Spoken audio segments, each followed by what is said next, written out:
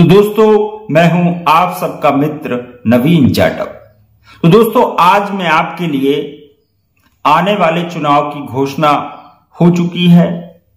सरपंच, जनपद और पंच और जिला पंचायत सदस्य, इन सभी चुनाव की मध्य प्रदेश में घोषणा हो चुकी है। तो दोस्तों, इन चुनाव को 3 चरणों में बांटा गया है। पहले चरण के जो मतदान है वो 6 जनवरी को होना शासन की गाइडलाइन में बताया है।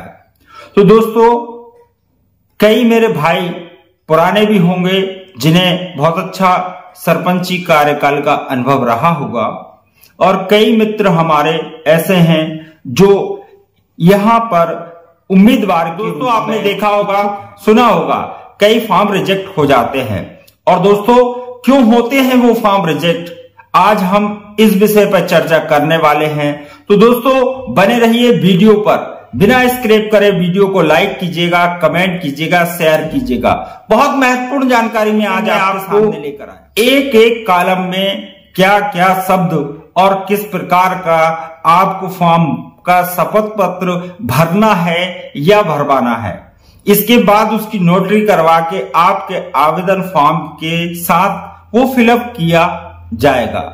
और ये अति आवश्यक है, महत्वपूर्ण है। यदि आपका शपथ पत्र गलत होता है तो आपके फॉर्म रिजेक्ट होने के कई % चांस बहुत अधिक हो जाते हैं। और दोस्तों, गलत जानकारी भरने पर भी आपके फॉर्म रिजेक्ट होने की संभावना बहुत अधिक। इस विषय को लेकर मैंने ये वीडियो बनाया है और मैं आपको ये बताने वाला हूं वीडियो के अंत तक कि कौन से कॉलम में क्या आपको भरना है, किस प्रकार की जानकारी चुनाव आयोग आपके शपथ पत्र में आपसे मांग रहा है। तो दोस्तों देखिएगा, आपको अवगत करा देता हूं। जो 6 जनवरी को चुनाव होने वाला है, उस चुनाव के अंतर्गत मध्य प्रदेश में कई जगहों पर है और कुछ कुछ इलाकों में है और कुछ कुछ जिलों में है।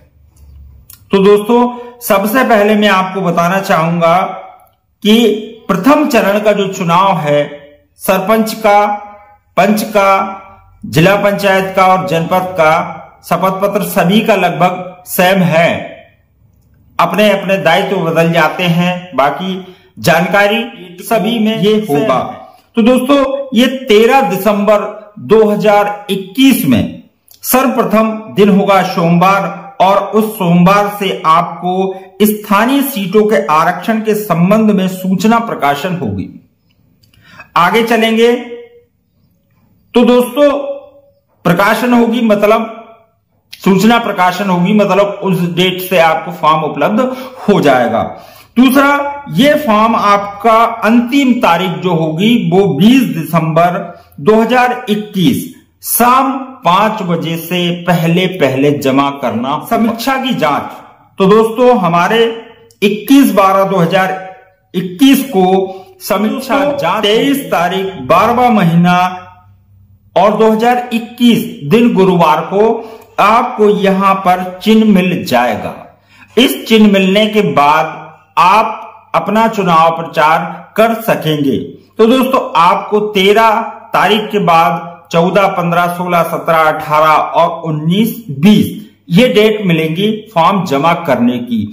इस बीच में आपको बड़ी कोई कठिनाई आएगी तो दोस्तों, हमारे इस वीडियो के माध्यम से बहुत ही सरल तरीके से आप अपना शपथ पत्र बड़े स्पष्ट तरीके से भर सकते हैं। पर दोस्तों, वीडियो को पूरा अंत तक देखिएगा, तभी आपको सही तरीके से हमारा शपथ पत्र भरना समझ में आएगा। तो चलिए दोस्तों, अब हम सरपंच पद के उम्मीदवार के लिए यहां पर शपथ पत्र किस प्रकार से आप भर सकते हैं, मैं आपको यहां पर भरना बतलाने वाला हूं। तो दोस्तों, बड़े स्पष्ट तरीके से मैं आपको यहां समझाऊंगा कि किस प्रकार से आपको यहां पर यह शपथ पत्र भरना है। तो देखिएगा, सबसे पहले आप यहां पर कॉलम दिया है, देखिएगा शुरुआत यहीं से होगी। सबसे पहले दिया है जिला पंचायत। तो दोस्तों, आप किस जिले के अंतर्गत आते हैं, देखिएगा मैं यहां मेरे ही नाम से भरता हूं इसको। तो दोस्तों, हमारा सीहोर आ गया। जिला पंचायत का नाम। अब दोस्तों यहां पर आ गया जनपद पंचायत। तो दोस्तों इस कॉलम में आप भरेंगे जनपद पंचायत, ये जो है सीहोर आ जाएगा।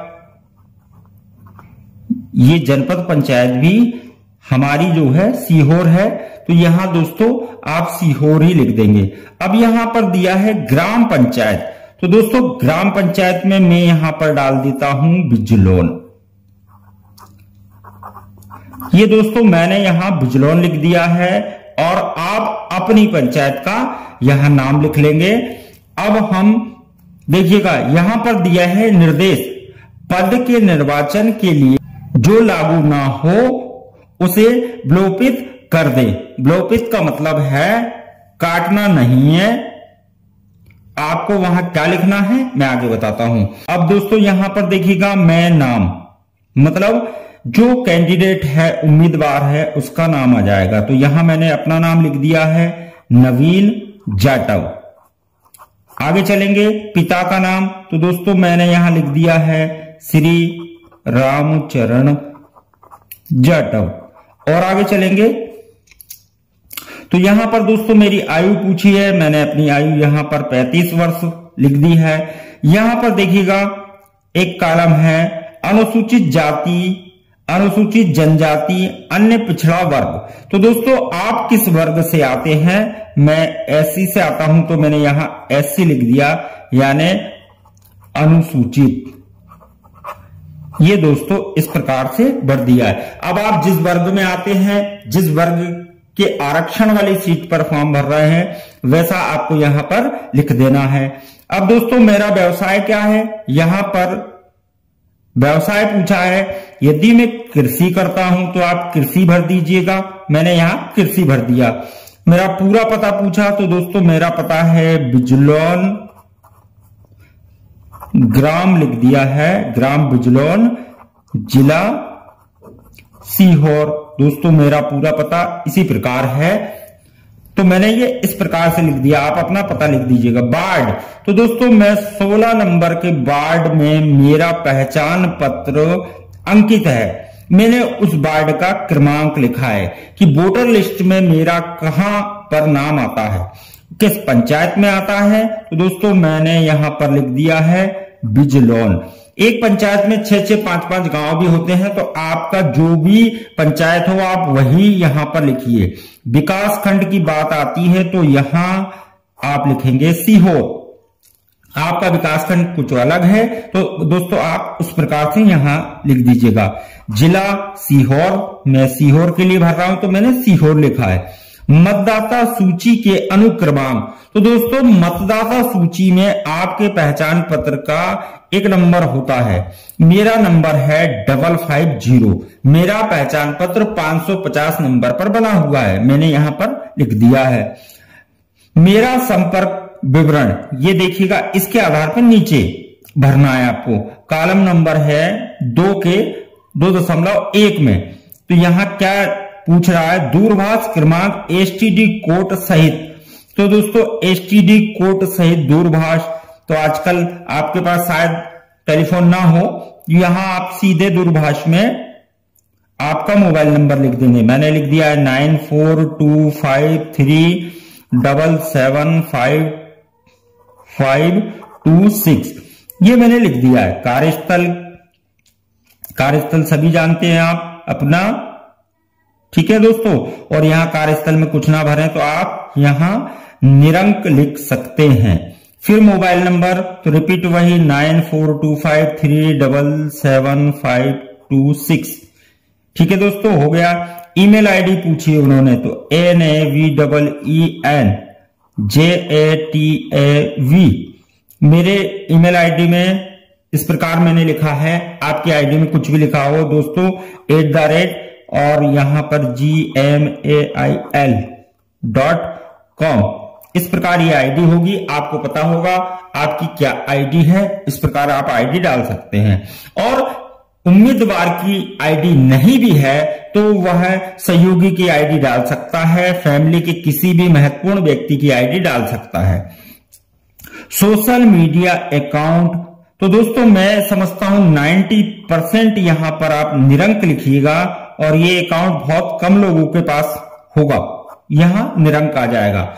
और आगे चलेंगे तो देखिएगा यहां पर नाम है, तो नाम नवीन आ गया, आयु मेरी 35 वर्ष है, पिता रामचरण श्री रामचरण मैंने लिख दिया है, व्यवसाय मेरा कृषि है मैंने लिख दिया है, निवास मेरा बिजलोन है।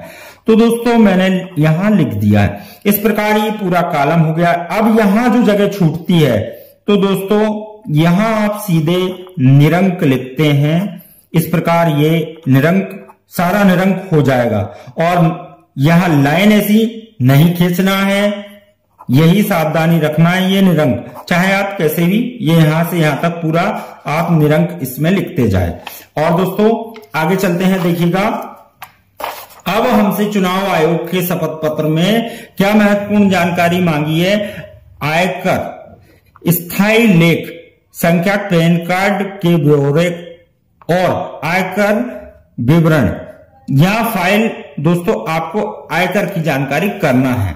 सबसे पहले तो देखिएगा स्वयं की बात आती है, तो स्वयं का पैन कार्ड नंबर मेरा MJ1329 ये नंबर है। दोस्तों आपका जो भी नंबर हो पैन कार्ड का वो यहां आप अंकित करें। वित्तीय वर्ष जिसके लिए अंतिम आयकर क्या गया है आपका, यदि आपने रिटर्न भेजी है तो मैंने भेजी है तो मैंने लिख दिया यहां पर 2,50,000। और दोस्तों यदि आपने नहीं भेजी है तो आप यहां लिखेंगे निरंक। और दोस्तों आयकर विवरणों में उपदर्जित कुल संख्या मतलब आपकी वार्षिक की कुल आय का क्या है, तो मेरा सेम है। यहां पर मान लीजिए कुछ परसेंट निकालकर मैंने यहां 20,000 भर दिया है। ठीक है, इस प्रकार आप भर देंगे। और दोस्तों वार्षिक पूछा है, मासिक नहीं है, वार्षिक है। अब दोस्तों यदि यहां पर मैं इसको 2 लाख कर देता हूं।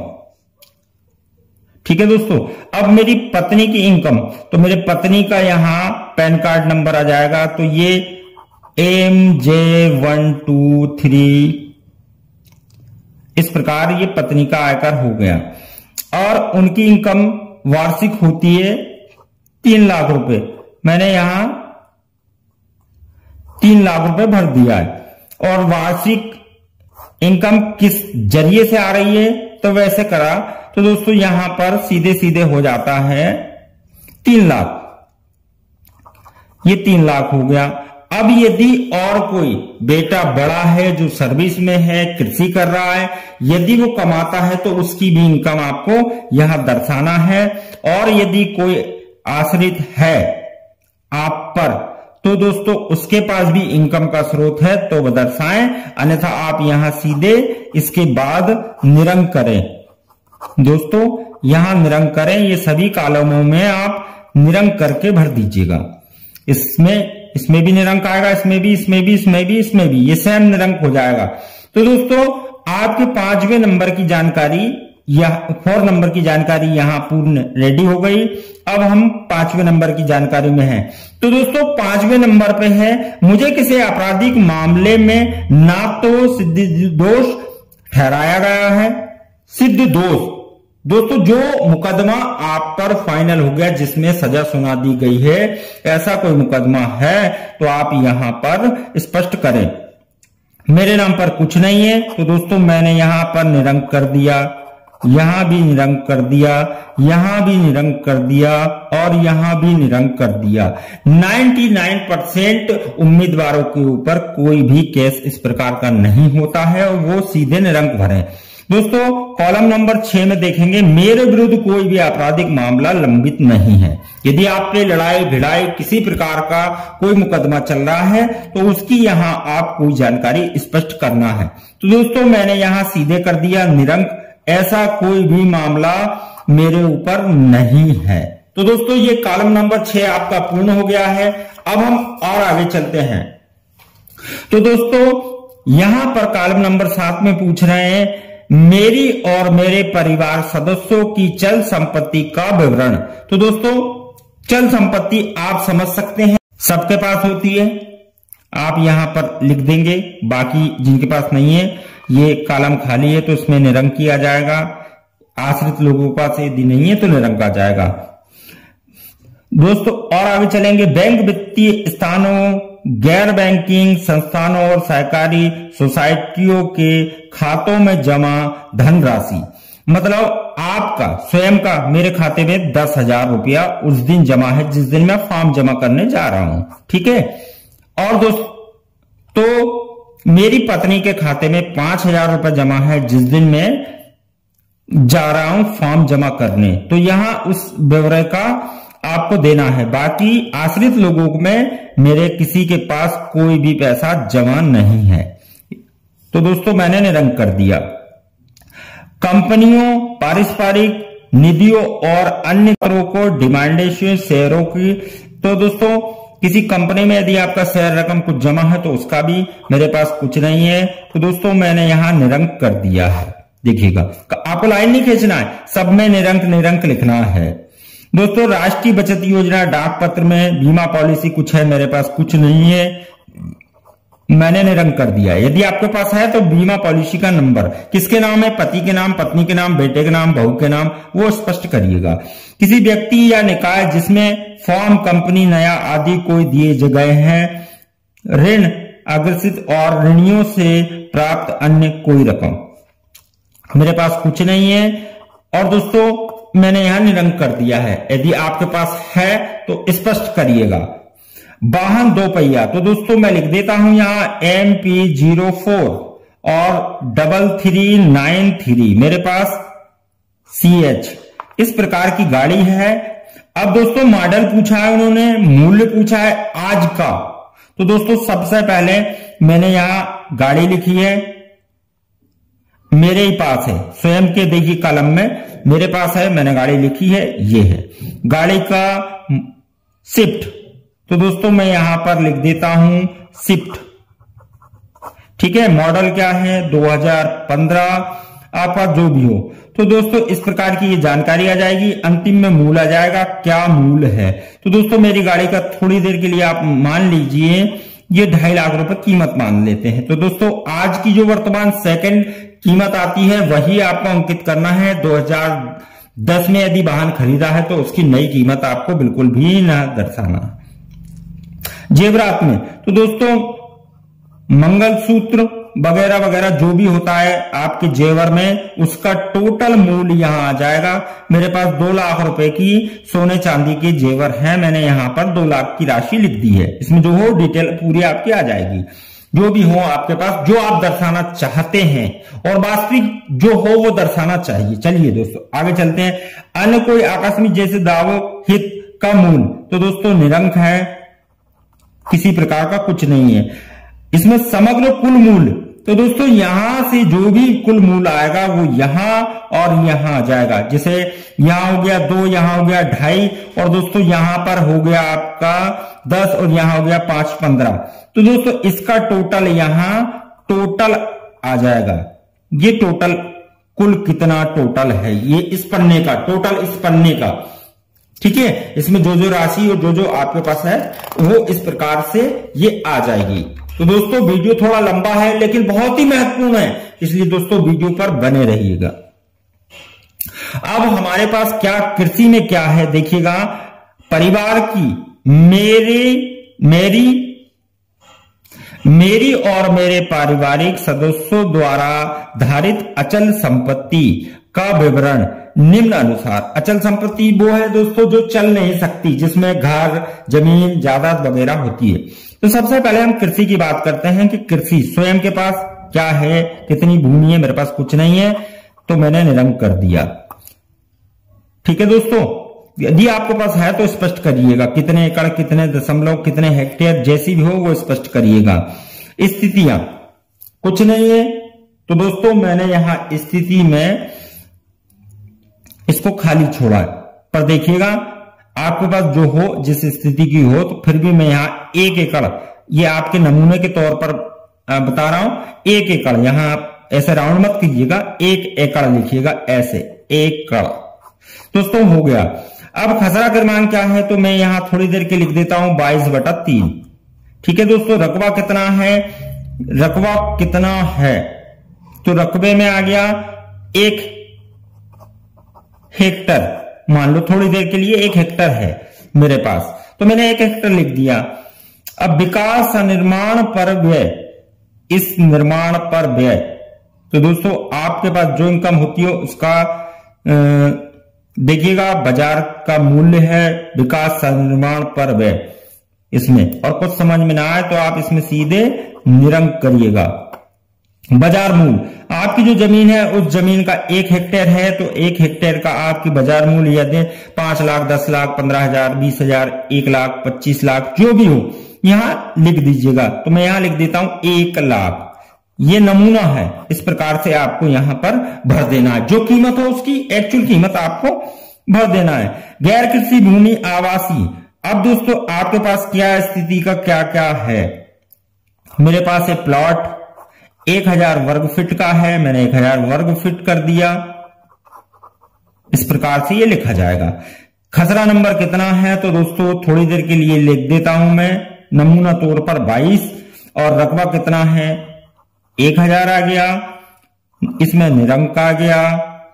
दोस्तों बाजार का मूल्य कितना है तो थोड़ी देर आप इसको अपना मूल्य लिखिएगा।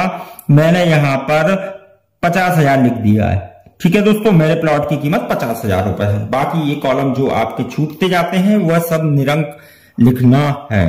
यह सब आपको सारे कॉलम निरंक करना है। चलिएगा और आगे चलते हैं। देखिएगा इसमें जो जानकारी, महत्वपूर्ण जानकारियां है। आपका भवन किस प्रकार का है, तो आपका भवन किस प्रकार का है देखिएगा। आवासीय यदि है तो आप यहां पर आवासीय लिख दीजिएगा, ठीक है। और स्थिति में जो स्थिति हो एक्चुअली वह कर देना, बाकी यहां पर निरंक सब आ जाएगा। खसरा या खसरा क्रमांक एवं प्लाट क्रमांक, आपका प्लाट कितने क्रमांक का है, मेरे प्लाट क्रमांक है 2, खसरा क्रमांक क्या है 22। इस प्रकार से यहां पर लिखा जाएगा। क्षेत्रफल में 1000 आ जाएगा। विकास निर्माण जो है निर्माण लागत आती है, आप लागत लिख देंगे यहां कितना उस पर खर्चा हुआ विकास निर्माण पर। और आगे चलेंगे बाजार मूल्य। बाजार मूल्य में दोस्तों मेरा 50,000 है तो मैं 50,000 लिख देता हूं, आप अपनी कीमत लिखिएगा। अन्य संपत्तियों का, मेरे पास कुछ अन्य संपत्तियों में जो भी हो वो आप यहां लिख देंगे, और नहीं है तो आप यहां निरंक लिख देंगे। कुल वर्तमान बाजार मूल्य तो दोस्तों है ही नहीं, तो वर्तमान बाजार मूल्य निरंक, ये सब निरंक आ जाएगा। और आगे चलेंगे दोस्तों। शपथ पत्र काफी बड़ा है और यही चुनाव में सबसे महत्वपूर्ण होता है। बैंक की संस्था का ऋण, बैंक वित्तीय संस्थानों का ऋण, यदि आपका किसी बैंक से ऋण है तो आप लिख दीजिएगा। मेरा बैंक ऑफ बड़ौदा से है, मेरा लोन है मान लीजिए 1 लाख, तो मैं यहाँ आपको 1 लाख लिख दिया है। और बकाया कितना है मैं भर चुका हूं तो यहाँ निरंक लिख दीजिए। यदि भरना बाकी है, कितनी किस्त भरना है, तो मैं यहाँ पर उदाहरण पर लिखता हूं आपको 60,000 भरना है, तो आप 40 भर चुके हैं, 60 भरना है। ऋण की प्रकृति किस्तों से ये आपको देना है। इस प्रकार का ये आपका ऋण आ जाएगा। अब दोस्तों आपको सरकारी आवास मिला है, निरंक। आप किसी गवर्नमेंट जॉब में या कहीं है तो ही मिलेगा, नहीं है। जल आपूर्ति निरंक। और दोस्तों विद्युत आपूर्ति सबके पास बिल होता है तो वहां जो भी हो वो आप भर दीजिएगा। आपका यहां पर नील आ जाएगा, जो आपके पास रसीद होगी विद्युत विभाग से मिलेगी, उसकी जानकारी यहां हो जाएगी। मोबाइल नंबर सबके पास होता है, यहाँ मोबाइल नंबर आप अपना अंकित कर दीजिएगा। सरकारी परिवहन वायु एवं हेलीकॉप्टर सहित, तो दोस्तों किसी का नहीं है तो यहाँ निरंक आ जाएगा, होगा भी नहीं। आयकर की जो इनकम है वार्षिक, वह इस प्रकार यहाँ स्पष्ट कर दीजिएगा। अन्य कर आप पर जो लागू हैं, जो कर आप देते हैं उन करों की जानकारी। सेवा कर यहां पर, और नहीं है तो आप यहां निरंक करते जाइएगा। पंचायत संपत्ति कर में जो आप जमा करते हैं टैक्स, वह जानकारी आ जाएगी। अधिकतर लोग 1500 रुपये बहुत ज्यादा जमा करते हैं पंचायतों में, तो वो आ जाएगा। विक्रय कर तो दोस्तों निरंक, इसमें इस प्रकार का आ जाएगा। कुल योग कुछ नहीं, ये जो है आपका ये 1500 तो कुल योग में आ जाएगा। तो दोस्तों इन कॉलमों में सीधे आप निरंक लिखेंगे, निरंक। इस प्रकार। और आगे चलेंगे, देखिएगा अब यहां पर मेरे द्वारा किसी भी मद में पंचायत को दे किसी शोध धन का संदाय नहीं किया जाता है। मैं पंचायत तथा किसी सास की भूमि पर अतिक्रमण नहीं किया है। दोस्तों, यदि आपने अतिक्रमण किया है तो अतिक्रमण की जानकारी, और अतिक्रमण नहीं किया है तो यहां सीधे निरंक निरंक निरंक निरंक निरंक आता है। आपने सरकारी किसी संपत्ति पर कब्जा नहीं करा है तो सीधे निरंक आ जाएगा। मैं निरक्षर हूं, मैं केवल साक्षर हूं, मैं शैक्षणिक योग्यता निम्नानुसार हूं। यदि आप केवल हस्ताक्षर करना ही जानते हैं तो ये लिखिए, केवल मैं साक्षर हूं, मैं निरक्षर हूं, अंगूठा, और अंगूठा आज के टाइम में कोई लगाता नहीं है, साक्षर तो कम से कम सभी होते हैं। और योग्यता मैं यहां पर थोड़ी देर के लिख देता हूं दोस्तों, 12वीं कक्षा, और उत्तीर्ण वर्ष मेरा जो रहा है 2005 रहा है, तो मैं यहाँ 5 और 6 कर देता हूं। अब यहाँ महाविद्यालय बोर्ड का नाम, तो दोस्तों सभी जानते हैं एमपी बोर्ड अक्सर होता है, तो एमपी बोर्ड लिख देंगे। और यदि आपने एमपी बोर्ड के अलावा किसी अन्य बोर्ड से ये 12वीं पास किए तो आप वैसा कर देंगे, और नहीं भी किया तो आप स्पष्ट निरंक कर देंगे, और आपका जो इसकी स्पष्ट जानकारी हो 5वीं 8वीं 7वीं 6वीं जो हो वो स्पष्ट भरिएगा। मेरे आवासीय परिवार में फ्लश शौचालय या जल वाहित शौचालय है। दोस्तों यहां पर आप वैसा लिख देंगे, ठीक है, जो लागू हो ना उसे काट दें, ठीक है दोस्तों। अब यहां पर सत्यापन आता है, शपथ ग्रहीता का नाम आ जाएगा, जैसे नवीन जाटव। एतत् द्वारा सत्यापन करता हूं या करती हूं कि उपरोक्त शपथ पत्र प्रत्येक भाग में मेरे द्वारा दी गई जानकारी विषय युक्त मेरे विश्वास एवं जानकारी से सही है, भाग गलत नहीं है, कोई भी महत्वपूर्ण जानकारी छिपाई नहीं है। दोस्तों इस प्रकार का ये आ जाएगा, यहाँ डेट आ जाएगी, दिनांक आ जाएगा, माह आ जाएगा, सन आ जाएगा। स्थान में मैं सीहोर के लिए कर रहा हूं, सीहोर में बनेगा, तो दोस्तों मेरा सीहोर आ जाएगा। और सत्यापन का ये है, यहाँ आपका हस्ताक्षर हो जाएगा। और दोस्तों इस प्रकार से ये आपका शपथ पत्र, ये जो है सार पत्र है आपका, और इस पत्र में आपकी किस प्रकार से जानकारी भराएगी, बहुत ही सादा और सिंपल है। देखिए, अभ्यर्थी का नाम आएगा, यहां पर मैं नाम लिख देता हूं नवीन। डाक का पता आप यहाँ डाक का पता लिख देंगे, यहाँ पिता का नाम, यहाँ पिता का नाम लिख देंगे। आयु आपको पता ही है, जाति आपको पता है, यहाँ आप अपनी जाति लिख देंगे, मैं SC से आता हूं, लिख दिया। व्यवसाय कृषि है मेरा, आपका जो भी हो वो आप लिख देंगे। आपकी उच्चतम शैक्षणिक योग्यता मेरी 12वीं है, तो मैं यहाँ 12वीं लिख देता हूं। पद का नाम जिसके लिए नाम निर्देशित पत्र दाखिल किया जा रहा है, तो दोस्तों यहां आ जाएगा सरपंच पद के लिए निर्वाचन क्षेत्र क्रमांक अथवा ग्राम पंचायत का नाम, तो दोस्तों यहां पर आ जाएगा 158 मेरे क्षेत्र का क्रमांक, और पंचायत का नाम, पंचायत आ जाएगी बिजलौन। आपका जो हो वो आप भर दीजिए। विकास खंड में सीहोर आ जाएगा, दोस्तों मैंने सीहोर भर दिया है। जिला पंचायत का नाम आ जाएगा तो जनपद जिला पंचायत में दोस्तों मेरा क्या आएगा, सीहोर, तो मैंने सीहोर भर दिया। आपका जो भी आए वो आप अपने हिसाब से जानकारी करके भर देना। आपराधिक मामलों की कुल संख्या तो मेरी निरंक है, आपकी भी लगभग निरंक होगी, देखिएगा। यहाँ भी विचाराधीन मामले कुछ नहीं है, निरंक आप यहाँ निरंक भर देंगे। अभ्यर्थी द्वारा शासकीय या पंचायत की भूमि का अतिक्रमण कब्जा हो, मेरे पास कुछ नहीं है, मैंने निरंक कर दिया। आपके पास भी निरंक। अतिक्रमण कुल रकबा निरंक। और दोस्तों अनावासीय परिसर शौचालय या जल विवाहित शौचालय की उपलब्धता हाँ या नहीं, तो दोस्तों आवासीय परिसर में मतलब शौचालय सभी के घर में होता है, तो यहां आ जाएगा हाँ, और किस स्थिति का है यह कोष्टक में आप लिख देंगे।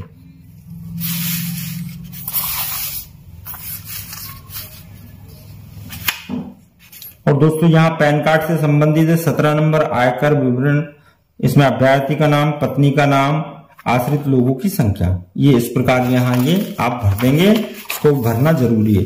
और अंतिम आपका 18 नंबर यानी 90 नंबर का पन्ना, चल अचल संपत्तियों के दैनिक सामग्री विवरण, ये इसका लास्ट आ जाएगा। इसमें नाम आ जाएगा आपका, यहाँ डेट, दिनांक वगैरह वगैरह ये आ जाएगी।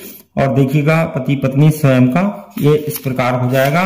ये आप संपूर्ण यहाँ पर शपथ पत्र आपका समाप्त होता है। से ये दोस्तों आप बेहतरीन तरीके से, सही तरीके से शपथ पत्र भर पाएंगे और इसमें कहीं भी चूक न करना, जो जानकारी हो स्पष्ट करना। तो दोस्तों बने रहिए वीडियो पर, होती है आप सबसे मुलाकात। मिलते हैं नेक्स्ट वीडियो में, तब तक के लिए नमस्ते एंड गुड बाय।